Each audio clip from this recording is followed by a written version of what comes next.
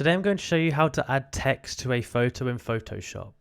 So what you want to do is you want to come over to the left on the tools section and go to this T icon here.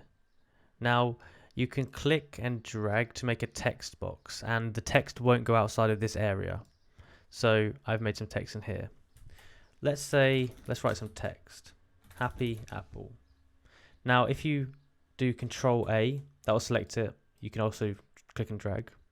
Now you can go down here or up to here to this T thing, and you can make it bigger and smaller depending on the size you want it.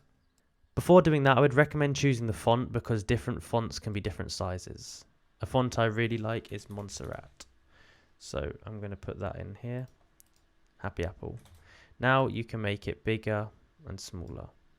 You can also change the thickness of the fonts. That's done in this box here. And you can click here to change the color of fonts. Change the color of your text. You can click here to centralize it and click here to make it to go to the right. Now if you look right here, there's a ton of more settings here which are really useful. So here you see this VA here, that'll make the letters spread more out. You can have this setting which will spread them equally across the box. If I make it smaller, it spreads it equally out. There's just tons of different settings here that you can fiddle around with. This setting will make it automatically fully bold. This will make it so it's not automatically bold. Another setting is if you have it on two lines like this, you can change the line gap. So here it makes it go closer or further away like that. Another thing you can do is you can go up here, you can turn it 3D if you want to.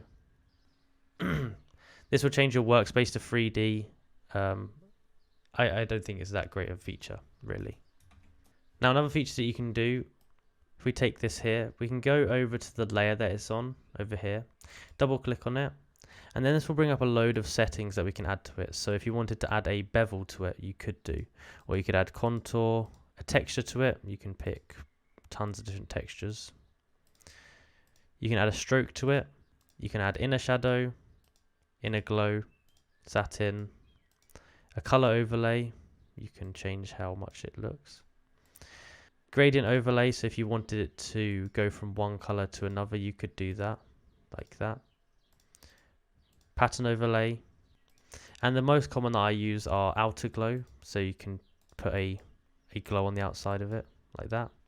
And a drop shadow, so you can have a drop shadow to make it stand out better from the background and just look a bit more, so it stands out more.